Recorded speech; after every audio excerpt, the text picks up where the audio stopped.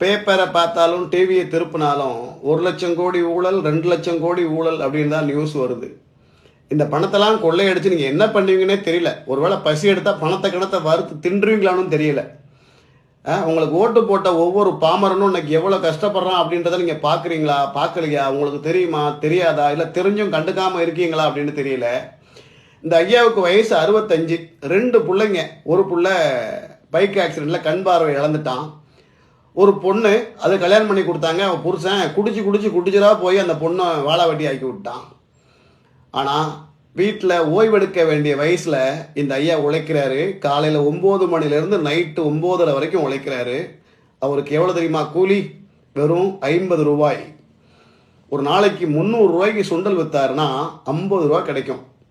அதுக்கு இந்த ஐயா 8 கிலோமீட்டர் நடக்கிறாருங்க. இன்னைக்கு ஒவ்வொருத்தவங்களோட நிலைமையும் இப்படி தான் இருக்குது.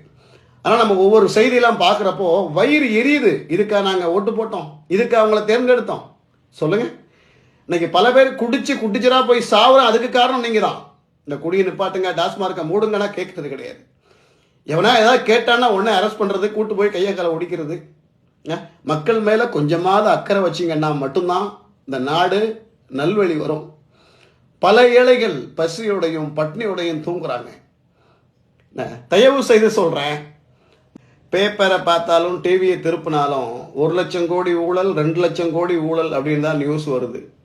இந்த பணத்தெல்லாம் கொள்ளையடிச்சு நீங்கள் என்ன பண்ணுவீங்கன்னே தெரியல. ஒருவேளை பசி எடுத்தால் பணத்தை வறுத்து தின்றுவீங்களான்னு தெரியல. உங்களுக்கு ஓட்டு போட்ட ஒவ்வொரு பாமரனும் இன்னைக்கு எவ்வளோ கஷ்டப்படுறான் அப்படின்றத நீங்கள்